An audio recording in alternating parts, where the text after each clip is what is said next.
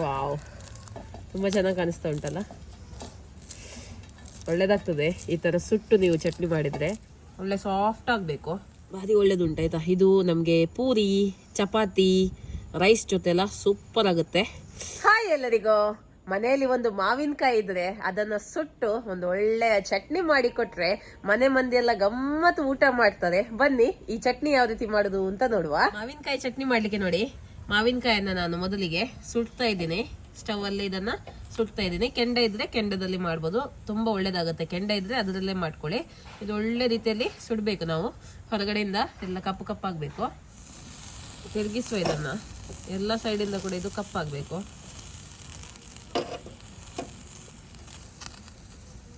ಯಾವ ಮಾವಿನಕಾಯಿ ಕೂಡ ತಗೊಳ್ಬೋದು, ಒಳ್ಳೇದಾಗ್ತದೆ.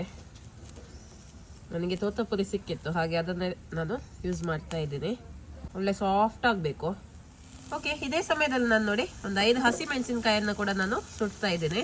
ಓಕೆ, ಹಸಿ ಮೆಣಸಿನಕಾಯಿನ ಸ್ವಲ್ಪ ಕಟ್ ಮಾಡಿ ಹಾಕಿಕೊಳ್ಳಿ. ಓಕೆ, ನಾನು 5 ಹಾಕ್ತಾ ಇದ್ದೀನಿ. ನಿಮಗೆ ಖಾರ ಜಾಸ್ತಿ ಬೇಕಿದ್ರೆ ಜಾಸ್ತಿ ಹಾಕ್ಬೋದು. ಇದು ಬೇಗ ಆಗುತ್ತೆ ಹಸಿ ಮೆಣಸಿನಕಾಯಿ, ಬೇಗ ತೆಗೆದ್ರೆ ಆಯಿತು. ಸ್ವಲ್ಪ ಇದಾದ್ರೆ ಸಾಕು ಹಸಿ ಮೆಣಸಿನಕಾಯಿ, ತುಂಬಾ ರೋಸ್ಟ್ ಆಗೋದೇನು ಬೇಡ.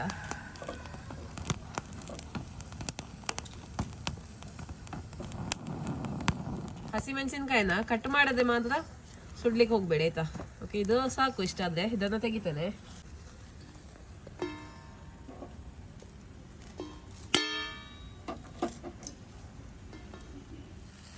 ಹಾಗೆ ಒಂದು 6 ಎಸಳು ಬೆಳ್ಳುಳ್ಳಿಯನ್ನು ಕೂಡ ನಾನು ರೋಸ್ಟ್ ಮಾಡ್ತಾ ಇದ್ದೀನಿ. ಓಕೆ,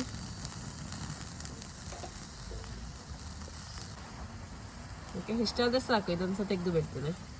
ನೋಡಿ, ಮಾವಿನಕಾಯಿ ಎಲ್ಲ ಸೈಡಿಂದ ಕೂಡ ಚೆಂದ ಮಾಡಿ ಸುಟ್ಟಿದ್ದೇನೆ. ನೋಡಿ, ಒಳ್ಳೆ ಕಪ್ಪಾಗಿದೆ. ತೆಗೆದು ಬಿಡುವ ಇದನ್ನು ಸಹ. ಇದನ್ನು ಈಗ ಕ್ಲೀನ್ ಮಾಡುವ. ಇದೀಗ ತಣ್ಣಗಾಗಿದೆ.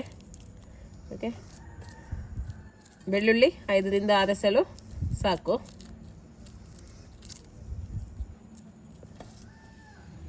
ಹಸಿಮೆಣಸಿನಕಾಯಿನ ಸಹ ಕ್ಲೀನ್ ಮಾಡುವ. ಸ್ವಲ್ಪ ಮೇಲಿಂದ ಮೇಲೆ ಕ್ಲೀನ್ ಮಾಡಿದರೆ ಆಯಿತು. ಮಾವಿನಕಾಯಿನ ಸಹ ಕ್ಲೀನ್ ಮಾಡುವ. ನೋಡಿ, ವಾವ್, ತುಂಬ ಚೆನ್ನಾಗಿ ಕಾಣಿಸ್ತಾ ಉಂಟಲ್ಲ.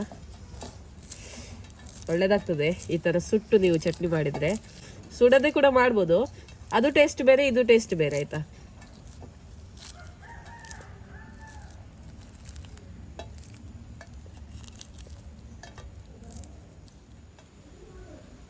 ಓಕೆ, ಈಗ ಇದನ್ನು ಕಟ್ ಮಾಡುವ. ರಫ್ ಆಗಿ ಕಟ್ ಮಾಡಿದ್ರೆ ಆಯಿತು.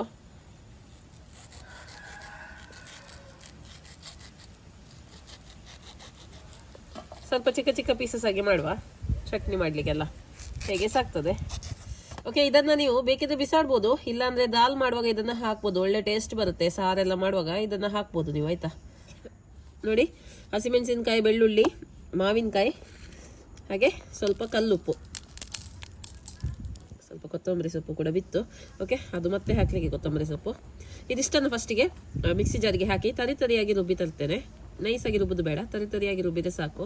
ನೋಡಿ, ತರಿಯಾಗಿ ರುಬ್ಬಿ ತಂದಿದ್ದೇನೆ. ನೈಸ್ ಮಾಡ್ಲಿಕ್ಕೆ ಹೋಗ್ಬೇಡಿ, ಅಷ್ಟು ಒಳ್ಳೇದಾಗೋದಿಲ್ಲ.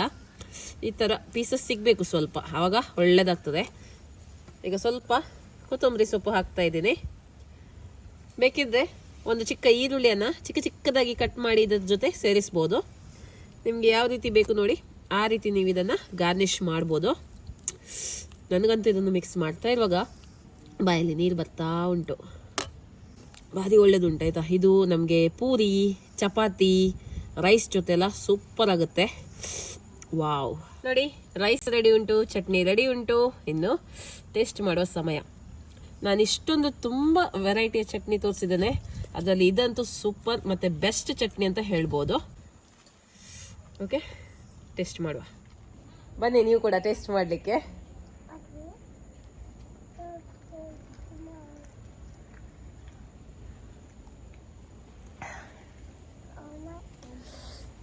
ಈ ಚಟ್ನಿ ನೋಡಿ, ತುಂಬ ಹಾಕ್ಬೇಕಂತಿಲ್ಲ, ಒಂದು ಅರ್ಧ ಟೀ ಸ್ಪೂನ್ ಅಷ್ಟು ಸಾಕಾಗ್ತದೆ ಈ ಚಟ್ನಿ.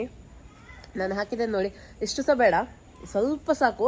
ತಟ್ಟೆ ಪೂರ್ತಿ ಊಟ ಮಾಡ್ಬೋದು ಆಯಿತಾ. ಮತ್ತು ಇದನ್ನು ನಾವು ಫ್ರಿಜ್ಜಲ್ಲಿ ಇಟ್ಟು ಕೂಡ 2-3 ದಿನ ಇಟ್ಟು ಕೂಡ ಯೂಸ್ ಮಾಡ್ಬೋದು, ಏನು ಹಾಳಾಗೋದಿಲ್ಲ. ಹಾಗೆ ಒಂದ್ಸತಿ ಮಾಡಿಟ್ರೆ 2-3 ದಿನ ನಾವು ಇದನ್ನು ಆರಾಮ್ಸೆ ಯೂಸ್ ಮಾಡ್ಬೋದು. ಸ್ವಲ್ಪ ಖಾರ ಉಂಟು ಇದು. ಮೆಣಸು ಬೇಕಿದ್ರೆ ನೀವು ಕಡಿಮೆ ಹಾಕ್ಬೋದು. ಓಕೆ, ಒಂದು 3 ಮೆಣಸು ಕೂಡ ಹಾಕ್ಬೋದು. ಆದರೆ ನನಗೆ ಸ್ವಲ್ಪ ಸ್ಪೈಸಿಯೇ ಇಷ್ಟ, ಹಾಗಾಗಿ ನಾನೊಂದು 5 ಮೆಣಸು ಹಾಕಿದ್ದೇನೆ. ಖಾರ ಜಾಸ್ತಿ ತಿನ್ನದವರು ಮೆಣಸನ್ನು ಕಡಿಮೆ ಹಾಕಿದ್ರೆ ಆಯಿತು. ಮಾತ್ರ ಚಟ್ನಿ ಮಾತ್ರ ಭಾರಿ ಭಾರಿ ಭಾರಿ ರುಚಿಯಾದ ಚಟ್ನಿ, ಬೆಸ್ಟ್ ಚಟ್ನಿ ಅಂತ ಹೇಳ್ಬೋದು. ಖಂಡಿತವಾಗ್ಲೂ ಮನೆಯಲ್ಲಿ ಮಾವಿನಕಾಯಿ ಇದ್ರೆ ಇವತ್ತೇ ಈ ಚಟ್ನಿಯನ್ನು ಟ್ರೈ ಮಾಡಿ, ಮತ್ತೆ ನೀವು ನನಗೆ ಕಮೆಂಟ್ಸ್ ಅಲ್ಲಿ ಹೇಳಿ. ಓಕೆ, ಇನ್ನು ಮುಂದಿನ ವಿಡಿಯೋದಲ್ಲಿ ಸಿಗ್ತೀನಿ. ಅಲ್ಲಿ ತನಕ ಬಾಯ್.